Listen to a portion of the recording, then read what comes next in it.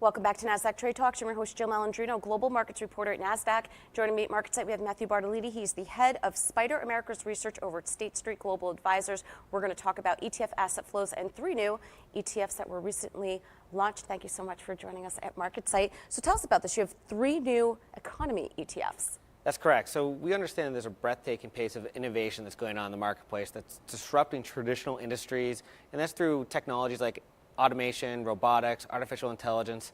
So we want to be able to provide exposure to these new economy sectors that are being created. So things like clean power and final frontiers, the ability to have more intelligent infrastructure, but then also be able to provide something that covers the gamut, the composite of these, whether it's nanotechnology or robotics, because we were basically on the precipice of the 4th industrial revolution. And investors should have those tools. Right. And I think it's interesting that you're putting these together now because, you know what, we really are an on-demand services economy compared to what we used to be. So it's interesting to see that these niche ETFs are more reflective of that. Speaking of ETFs, what about asset flow trends? Are you continuing to see strength there as we've seen in the past couple of years? So where these funds sit too, they sit in that sort of thematic bucket, and they've basically taken in $4 billion over the last 12 months. So there's definitely a trend from that perspective.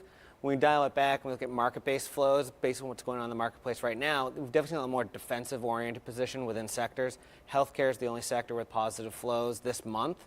And then actually, from an ETF perspective, if the month ended today, it would be the first month that both equity and fixed income ETFs have been a net outflow since August of 2013. Oh, wow. That's been a lot. Well, and it's reflective in what's happening with the market. Today is, as we speak on Tuesday, October 23rd. Do you think that trend, so let's look at it more from a macro perspective, do you think that trend may continue if the markets experience this more volatile type of trading? The defensive-oriented positioning, likely. I think we're looking at a market where you're past that peak of earnings growth.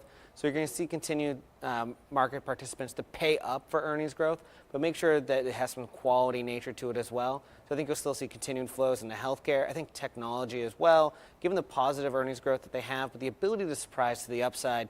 Plus, they have those secular trends, underscoring the reason why we have the new economy ETFs today. All right. Well, thank you very much for joining us at MarketSite, and thank you for joining me. I'm Jill Malandrino, global markets reporter at Nasdaq.